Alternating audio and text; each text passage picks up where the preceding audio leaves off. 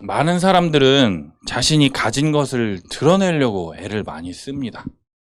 자신이 가진 재산이라든가 학벌이라든가 능력이라든가 지식이라든가. 그래서 남자들은 뭐를 중요시하느냐? 지갑과 손목시계와 차키, 이거를 딱 카페에 내려놓을 때 그 사람이 어떤지 드러낸다라고 해서 그 신경 쓰는 것들을 제가 많이 본 것 같아요. 또 요즘 친구들 과잠바라 그러죠. 그거 왜 입습니까? 나 이 학교 다녀. 이 동네에서는 고려대하고 성신여대하고 막 이렇게 몇 개 지하철 타면 많이 볼 수 있을 텐데, 나 이 학교 다녀 이러면서 확 드러내려고 하는 것이고요. 또 나 능력 이 정도 있어 그러면서 막 자기가 가진 능력들을 드러내려고 하고, 또 자기가 알고 있는 그 지식에 대해서 하나만 알고 있어도 뭐 한 것처럼 다 드러내려고 하죠. 10개를, 아니 다 알고 있는 것처럼 이런 것들을 다 드러내려고 한다라는 것이죠. 그런데 바울은 이러한 사람들을 비웃기라도 하듯이요, 다른 사람들이 자랑할 거리가 있다면 나도 자랑할 거리가 많다라고 하면서 자신의 프로필을 나열하기 시작합니다. 난지 8일 만에 할례를 받았다. 여러분 한번 생각해 보세요.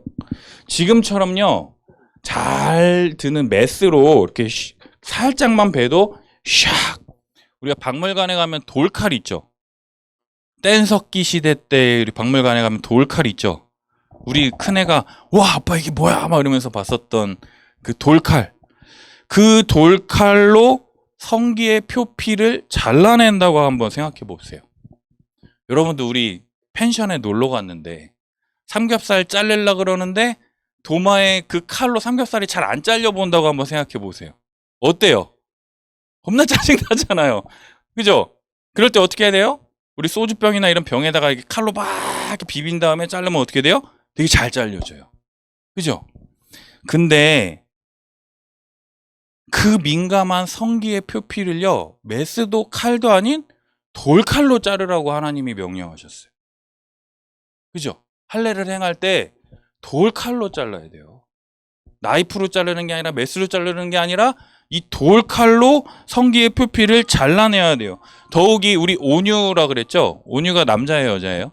여자예요? 다행이네. 근데 남자였으면은 난지 8일 된 애기의 성기의 표피를 그 돌칼로 한번 잘라본다고 한번 생각해 보세요. 아까 삼겹살 안 잘리는 거는 안 잘리는 것도 아니에요. 그죠? 끝에가 좀 안 잘려가지고 막 힘줘가지고 이래야 되는데 돌칼로 성기의 표피를 잘라본다고 해보세요. 그리고 더더군다나 난지 8일 된 그 애의 성기의 표피를 자른다고 할 때 그 아이가 가만히 있겠어요? 막 조금이라도 뒤척여봐. 자르고 있는데 뒤척여봐.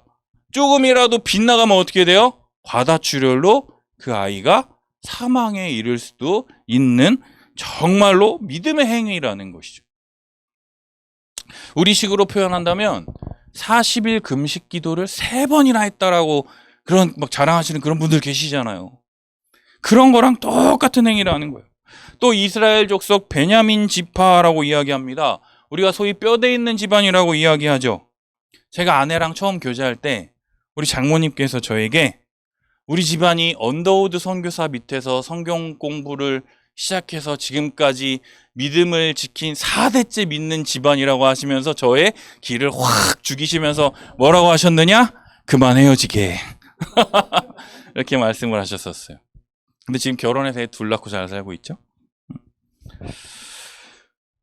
베냐민 지파라는 것은 우리 양성찬 목사님하고 창세기 19장 말씀 들었죠? 네, 소돔에 그 사람들이 어떻게 했어요? 그 두 천사를 내놓으라고 막 두드리고 그들과 상관하겠다라고 여러분들 창세기 19장 들었으니까. 근데 이 베냐민 지파라는 것은요, 사사기 19장에 보면은요, 레위인이 첩을 드립니다. 레위인이 어떤 사람이에요? 거룩한 하나님의 일을 감당하는 그 레위인이요, 첩을 드린다는 것부터가 이상한데요, 그 첩이요, 집을 나갑니다.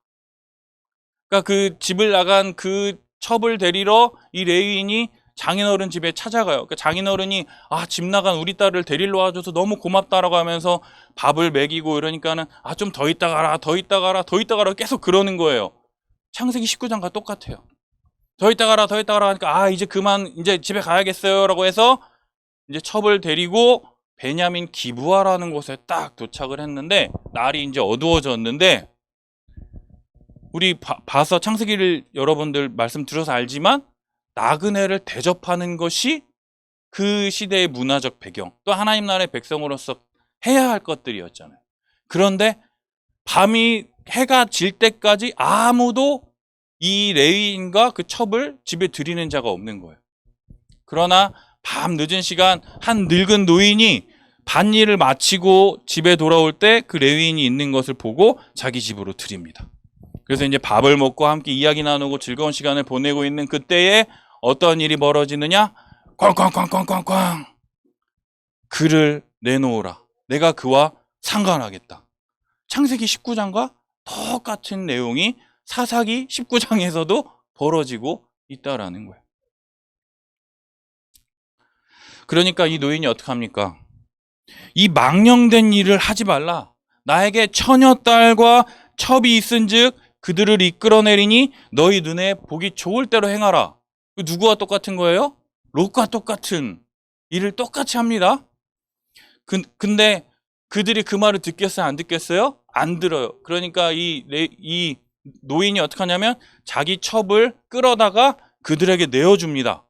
그러니까 어떻게 됩니까? 밤새도록 그 베냐민 사람들이 그 첩을 능욕하여 가지고 밤새 풀어줬는데 그 첩이 어떻게 됐느냐?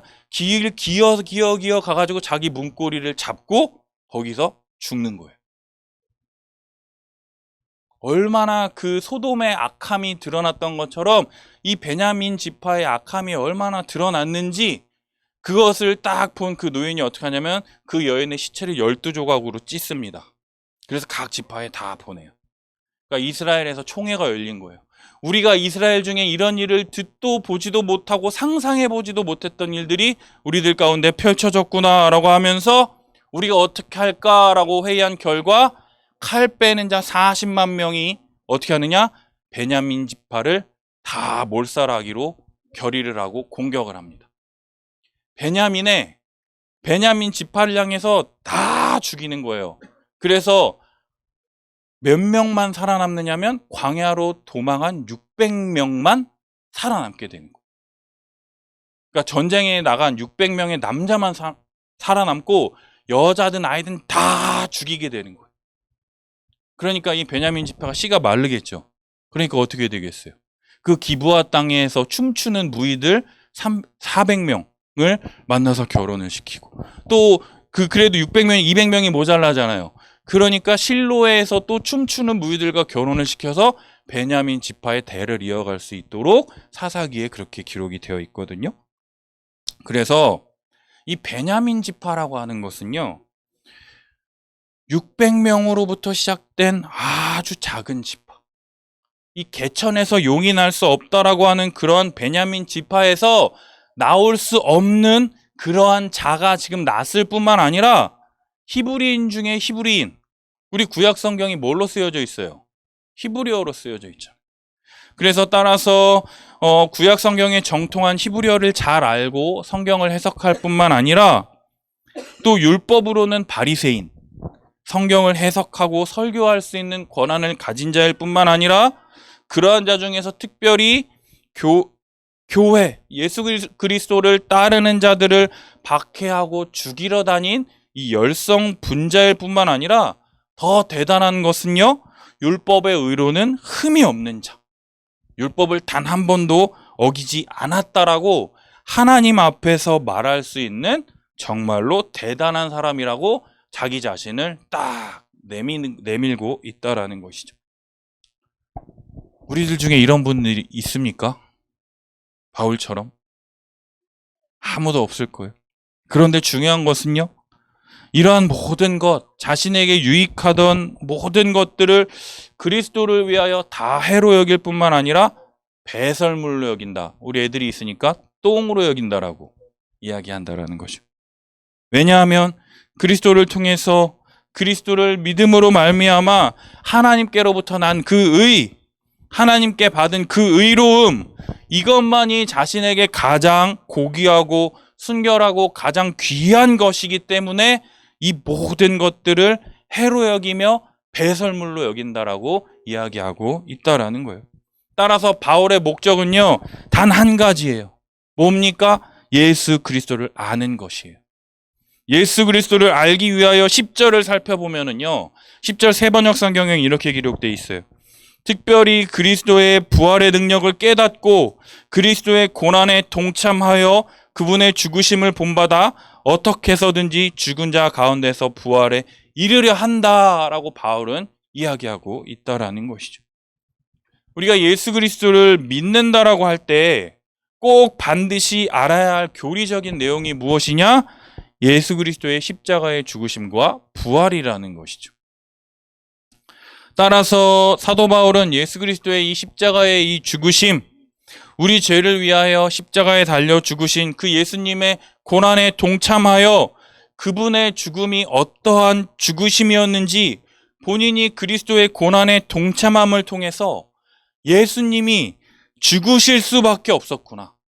정말 이렇게 하지 않으면 우리의 죄가 정말 해결이 되지 않는구나라는 것을 경험하고 깨달을 뿐만 아니라 진짜로 죄를 위하여 십자가에 죽는다라는 것이 무엇인지를 알기를 원했다라는 거예요. 여러분, 죽어야지, 진짜 죽어야지 부활을 경험할 거 아니에요? 진짜 죽어야 되는데 우리는 뭐 하는 줄 아세요? 죽은 척만 한다라는 거죠. 죽어야지 그리스도가 부활하신 것처럼 우리도 부활을 하게 될 텐데 내가 죽지 않고 죽은 척, 죽은 신용만 한다라는 거예요. 따라서 사도 바울은 어떻게 해서든지 죽은 자 가운데서 부활에 이르려 하는 것이 바울의 목적이자 목표가 되었다라고 우리에게 말하고 있다라는 거죠. 우리 사랑하는 우리 여러분, 예수님이 우리 죄 위하여 십자가에 달려 죽으셨다라는 것에 대해서 여기 계신 분들 중에 모르는 사람 아무도 없을 거예요. 제가 양석찬 목사님 알지만 화목제물, 속량, 십자가 형벌대속적 죽음, 그러면서 교회로서 예수 그리스도를 믿음으로 한 몸 하나됨, 한 가족됨 이런 것들을 다 말씀으로 가르치고 설교했을 거라고 믿습니다. 그런데요, 예수님이 정말로 나의 죄를 해결하시기 위하여 십자가에 달려 죽으셨다라는 것을 이 머리로 아는 게 아니라 이 가슴으로 매일매일 다시금 내 신앙으로 고백하며 날마다 붙잡고 의지하며 경험하며 살아가야 되는데 우리 어때요? 그것이 알지 하고 그냥 나의 모습대로 계속해서 살아간다라는 것이 우리의 가장 큰 딜레마라는 것이죠. 요즘 들어서 제가 가장 힘든 게 뭐냐? 시간이 오래 지나도록 변하지 않는 사람들을 용서하고 받아들이는 게 너무너무나도 힘든 거예요. 얼마 전 한 여자 집사님이 저한테 그랬어요. 아, 목사님 왜 이렇게 남편이 미운지 모르겠어요. 정말 꼴도 보기 싫어요. 저한테 이렇게 얘기를 하는 거예요. 그 집사님이 왜 그렇게 얘기하겠어요? 남편이랑 한 20년 살았는데 남편에게 기대하는 바, 남편에게 조금이라도 기대하는 바가 충족이 되는 거예요? 안 되는 거예요? 안 되는 거죠. 그 집사님이 그렇게 저한테 얘기를 딱 하셨는데 제가 지금 그러고 있어요. 제 아내가 보기 싫다라는 건 아니니까 오해하지 마시고 저는 목사라고 하는 사람들이 목사답지 않은 모습을 보일 때 정말 왜 이렇게 미워 죽겠는지 모르겠어요. 예수님이 자신의 소망인지 돈과 권력과 성도 수들이 자신들의 이 소망인지 자신의 욕심을 이루기 위해서 예수님을 욕되게 하는 그런 목사님들을 보면은요, 아, 정말 주님이 저 사람 보고 기뻐하실까? 정말 저 사람이 예수님 믿는 사람 맞나? 정말 저 사람 천국 갈까? 막 이러면서 용서가 안 돼요. 그리고 또 젊은 목회자들 보면 아, 쟤는 나이가 저렇게 어린데 벌써부터 저러면 어떡하지? 목사가 한 입 가지고 두 말 하면 안 될 텐데 정말 어렸을 때부터 섬기고 헌신하고 수고하려고 애써야 될 텐데 저렇게 자기가 좋아하는 것만 해서는 안 될 텐데, 힘들고 오래 걸려도 성경 연구해야 될 텐데, 정말로 그러면서 목회자답지 못한 모습을 보일 때마다 제 속에서요, 막 천불이 막 이렇게 막 올라오는 것 같아요. 그러면서 너무 힘들어 할 때, 우리 월요일날 우리 양성찬 목사님과 우리 지역 모임 같이 계속 하는데, 한 목사님이 저한테 그러시더라고요. 한 목사, 그 기준과 그 틀이 한 목사에게는 옳고 그게 한 목사를 만들어가는데 지금까지 역할을 했다면, 그 기준을 가지고 다른 사람들을 재단하고 판단해버리면 한 목사 스스로가 괴로워. 저한테 이렇게 말씀을 하시는 거예요. 그래서 제가 그랬죠. 목사님, 그래서 제가 지금 힘들어 죽겠어요. 죽을 것 같아요. 막 이랬어요, 제가. 그러면서 제 머리를 스치는 딱 생각이 있었어요. 그게 뭐냐? 내가 안 죽으니까 나를 대신해서 예수님이 십자가에 달려 죽으셨다라는 것이었어요. 내가 바라고 원하고 생각하는, 제가 우리 양성찬 강사님 좋아하는 이유가 뭐냐면 막 이렇게 비판하고 이렇게 하지 않아요. 그냥 다 들어주고 온유하게 다 하잖아요. 마음이 넓고 품어주고 격려하고 위로하는 목사가 아니라요, 저는 판단하고 정죄하고 미워하고 용서하지 못하는 나와 같은 자를 위해서 예수님이 십자가에 달려 죽으셨구나. 그래서 이제는 내 모습이 아니라 그리스도 예수 안에서, 그리스도께서 내 안에, 내가 그리스도 안에 사는 예수님의 모습으로 살아가게 하시려고 예수님이 십자가에 달려 죽으셨구나. 따라서 이제는 예수님과 함께 죽고 예수님과 함께 살아나는 부활의 권능과 능력을 경험하는 것이 우리 신앙의 모습이구나 라고 하는 생각을 갖게 되었어요. 우리 사랑하는 여러분, 우리가 어떻게 해서든지 예수 그리스도의 이 십자가의 죽으심과 부활의 능력을 경험하는, 매일매일 예수 그리스도의 십자가의 죽으심과 부활을 생각하고 의지하고 붙들고 경험하는 우리 사랑하는 우리 주의 뜻 교회 성도님들이 되시기를 바랍니다. 예수 그리스도의 부활의 권능, 다시 살게 하시는 그 능력에 참여하기 위해서는요, 고난에 참여해야 된다고 지금 바울이 얘기하고 있어요. 그분의 죽으심을 본받아야 한다라는 것이에요. 여러분들에게 그리스도의 고난에 참여한다라는 것이 무엇입니까? 예수님처럼 십자가에 진짜 못 박혀 달려 죽어야 합니까? 아니죠. 그렇다면 무엇입니까? 다른 사람을 위하여 자신을 내어주며 내가 하지 않아도 되는 그러한 헌신들, 다른 사람을 섬기기 위해서 나 자신을 기꺼이 내어줄 수 있는, 억지로 하는 것이 아니라 예수 그리스도의 그 죽으심을 본받아서 어떻게 해서든지 할 수 있는 한 최선을 다해서 노력하고 애쓰며 헌신함을 통해서 우리 교회가, 우리 성도들이 더욱더 그리스도 안에서 온전해지고 그리스도의 부활에 이르게 할 수 있도록 할 수 있는 최선을 다하는 우리 주의 뜻 교회 성도들이 되기를 예수님의 이름으로 축복합니다. 제가 듣고 있어요. 먼 곳으로 이사를 가서 막 아침 일찍 오기 힘들어한다. 무슨 직장 때문에 해서 이렇게 해서 오기 힘들어한다. 막 그런 얘기 있잖아요. 저도 해봐서 알아요. 주일날 밤늦게까지 토요일까지 하다가 주일날 아침에 일어나가지고 교회 오는 거 힘들죠. 근데 어떻게 해야 돼요? 여긴 와가지고 일찍 와가지고 세팅해야 돼.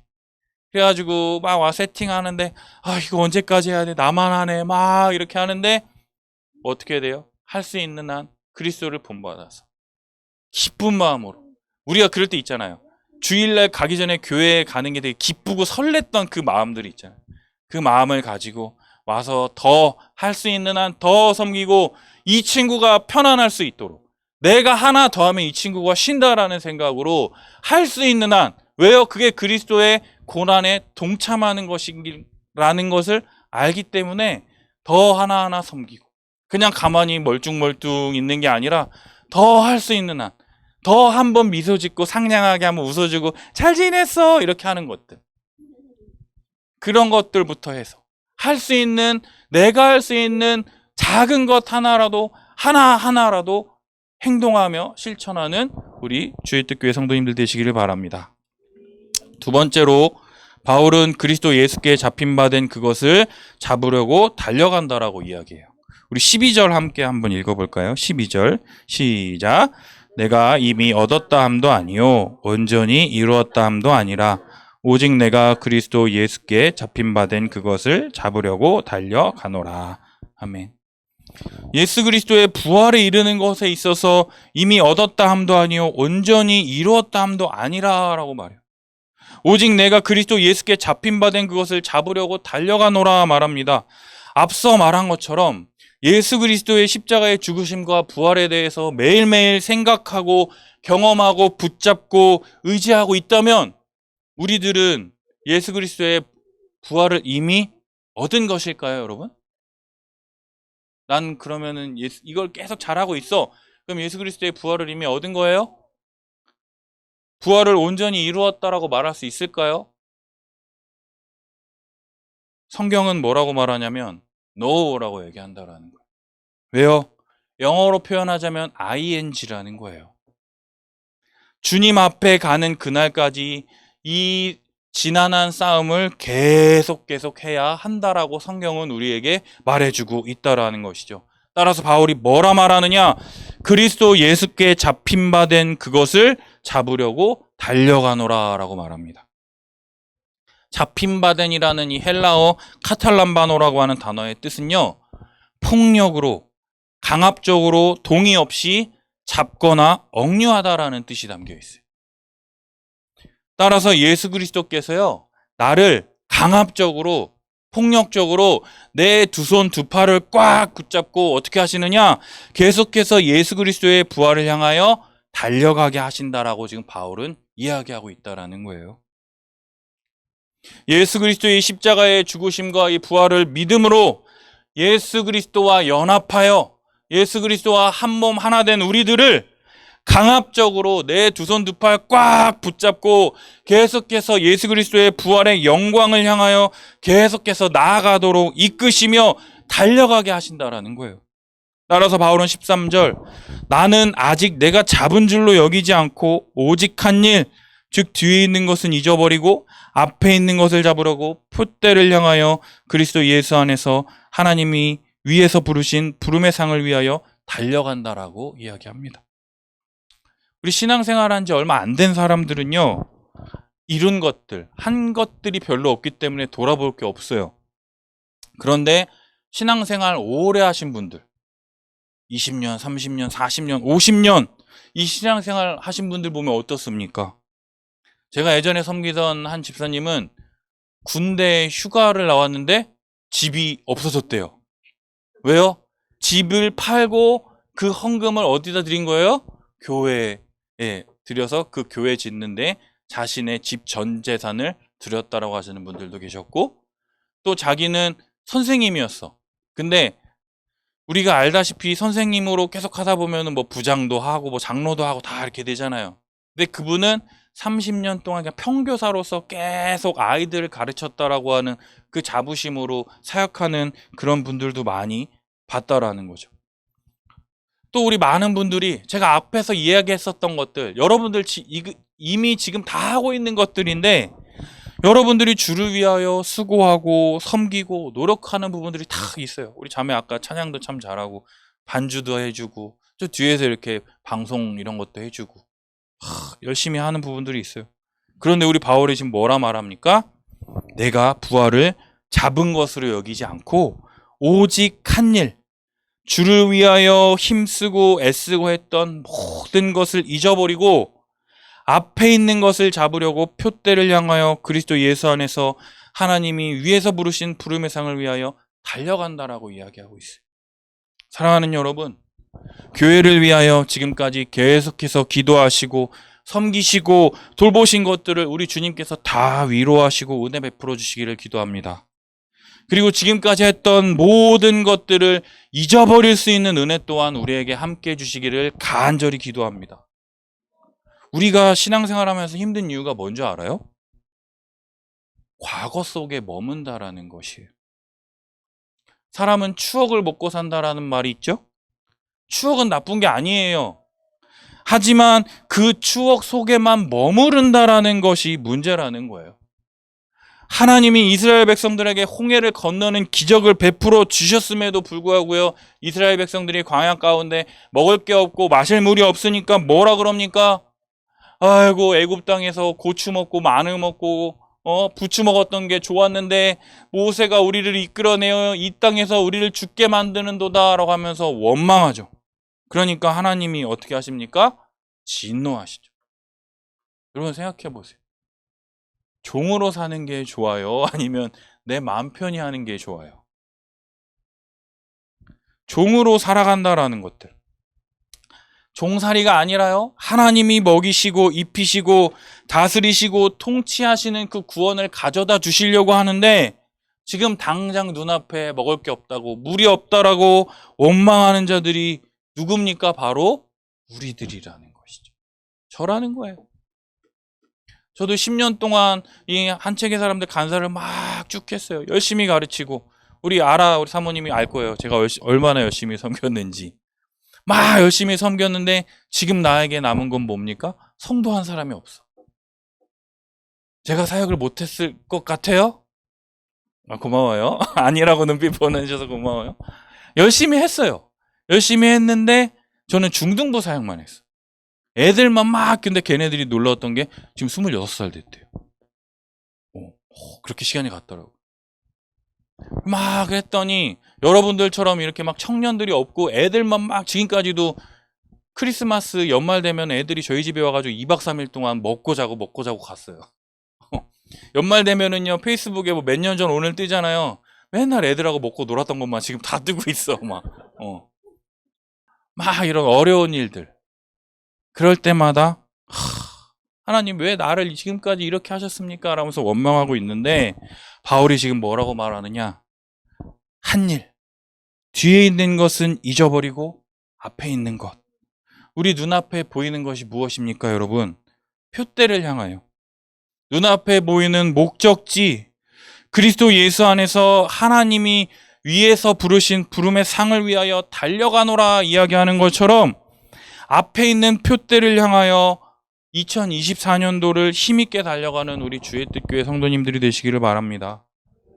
우리 양성창 간사님한테 우리 주의 뜻교회 이런저런 얘기 저랑 차 타고 다니면서 거의 얘기를 많이 해요. 성도들이 몇 명 되지 않잖아. 그럼에도 불구하고 이 한책사 사역을 자신들의 사역으로 받아들이고 함께 우리 전사님들을 돕고 섬기는데 많은 재정을 쓰는 것을 제가 알고 있어요. 제가 너무나도 기쁘고 감사해요. 또 한편으로는 또 여러분들의 재정의 한계가 있으니까 또 여러 가지 모임 통장을 쪼개서 여러 가지 뭐 목사님 뭐 이런 거 저런 거 막 뭐 이런 통장 저런 통장 막 해가지고 애쓰고 있다라는 것들을 제가 다 들을 때 참 어린 친구들이 진짜 애쓴다, 참 귀하다, 감사하다, 이런 생각들을 했어요. 그런데 한 일, 내가 지금까지 했었던 뒤에 있는 것들은 다 잊어버리고 주의 뜻 교회가 한 단계 더 성장하기 위해서 앞에 있는 것들, 그리스도를 표대로 최종 목적지로 향해서 하나님이 위에서 부르신 그 부름의 상을 얻기 위해서 더욱더 나아가는 우리 주의 뜻 교회 성도님들이 되기를 바랍니다. 그렇다면 하나님이 위에서 부르신 부름의 상이 무엇일까요, 여러분? 그리스도 예수 안에서 그리스도 예수님께 꽉 붙잡힌 바 되어서 하나님께서 위로부터 부르신 그 부름의 상이 무엇이냐? 바로 영원한 몸의 부활. 영광스러운 몸을 입고 하나님 나라에 들어가 하나님과 함께 영원히 거하며 부족하지도 남지도 모자라지도 않게 다른 사람을 돕고 내 몸처럼 하나 되어 섬기며 사랑하며 하나님을 찬양하며 영광 돌리는 그러한 주님 주시는 복과 그 영광을 누릴 수 있는 은혜를 누리게 된다라는 것이죠. 이러한 부르심의 상을 소망하십니까, 여러분? 그렇다면 한 일, 뒤에 있는 것은 잊어버리고 앞에 있는 것, 우리 눈앞에 계속해서 우리를 기다리고 있는, 아직도 복음을 모르고 헤매고 있으며 자기가 틀린지 모르고 이상한 짓 하는지 모르고 계속해서 헛짓거리하는 그 사람들에게 계속해서 복음을 가르치고, 그들이 예수 그리스도께 나처럼 꽉 두 손 두 발 꽉 붙잡혀서 그리스도의 표대를 향하여 나아가는, 그때 그 사람이 정말 한 10년 20년 지나서 조금 바뀌는 것에 어떻게 합니까? 주님 감사합니다. 주님 감사합니다. 나를 변화시켰던 그 예수 그리스도의 그 십자가의 복음이 이 사람을 변화시키는, 이 진짜 복음이 진리구나 라는 것을 알고 나와 같은 사람이 또 하나 생겨난 것으로 말미암아 기뻐하고 생명이 또 다른 생명을 낳는, 아, 나는 이제 됐다, 나는 이제 할 만큼 했다가 아니라 주님 앞에 가는 그날까지 계속해서 뭐 해야 되느냐?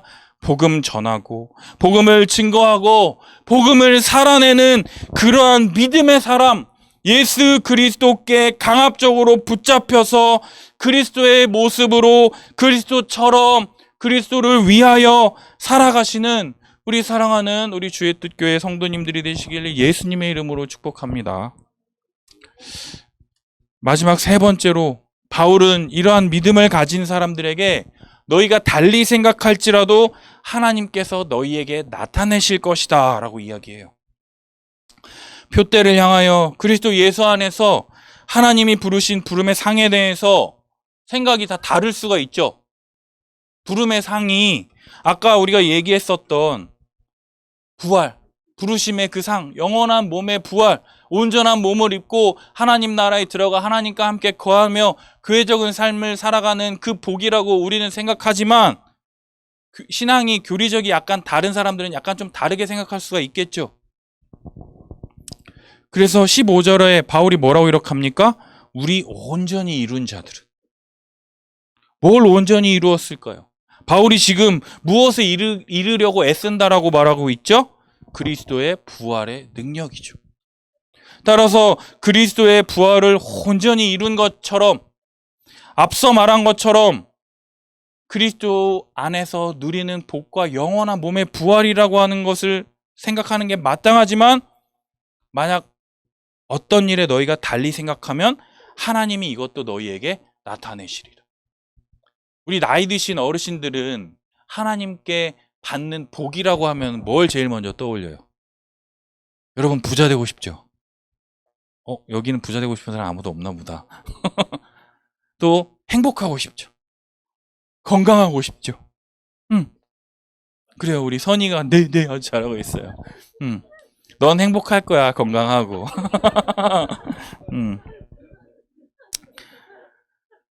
그래서 이러한 그리스도의 부활에 함께 참여하여 누리게 되는 하나님 나라의 복일 뿐만 아니라, 이러한 부활에 참여한 자들에게 주어지는 하나님께서 주시는 물질의 복이든 아니면 자녀의 복이든 장수의 복이든 어떠한 것이든지 약간의 차이가 있을지라도 하나님께서 이것도 너희들에게 나타내실 것이다 라고 지금 바울은 얘기하고 있다라는 거예요.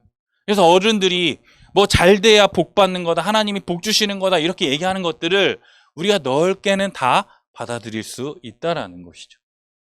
16절 따라서 오직 우리가 어디까지 이르렀든지 그대로 행할 것이라 라고 바울은 얘기하고 있어요.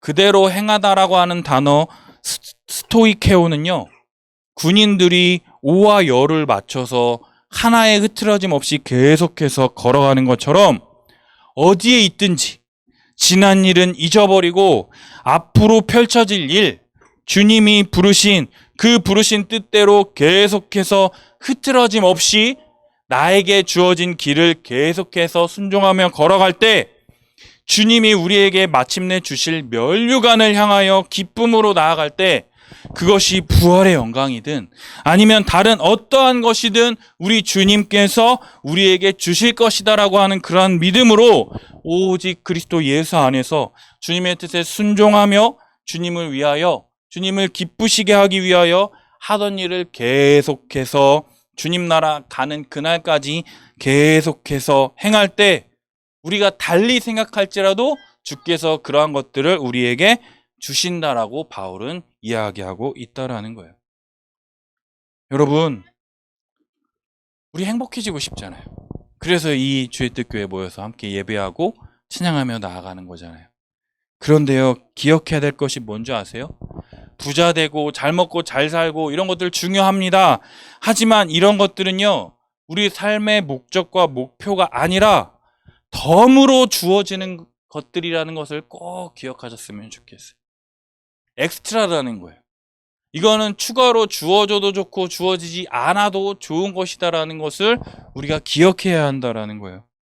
우리 아이들이요, 저 큰애와 작은애가 있는데 뷔페에 가잖아요. 얼마 전에 애슐리 그 퀸즈에 갔어요. 애슐리 퀸즈 가면 먹을 게 많잖아요. 근데 우리 큰애는 거기 가서 뭐 먹는 줄 알아요? 떡볶이만 먹어요. 우리 작은애는 뭐 먹는 줄 알아요? 감자튀김만 먹어요. 그 비싼 데 가가지고 떡볶이하고 감자튀김만 먹어요. 그래서 제가 어떻게 하는지 아세요? 야, 이거 바베큐 그 폭립 있잖아요. 야, 이거 하나만 먹으니까 우리 큰아들이 뭐라는 줄 아세요? 아, 배불러. 뭐 먹어서 배부른 거예요? 떡볶이만 먹었어.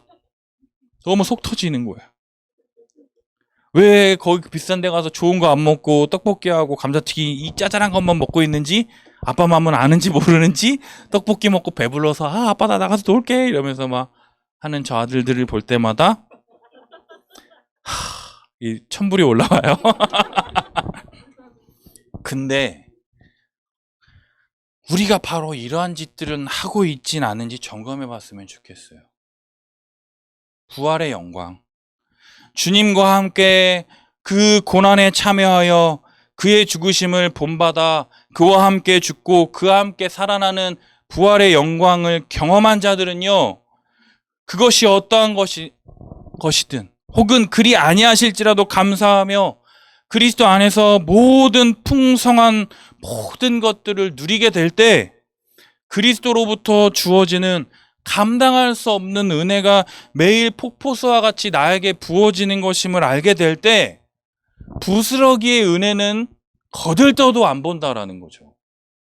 날마다 이렇게 폭포수처럼 막 쏟아지고 있는데 찔끔찔끔 나오는 그거를 기대하겠냐고요, 여러분.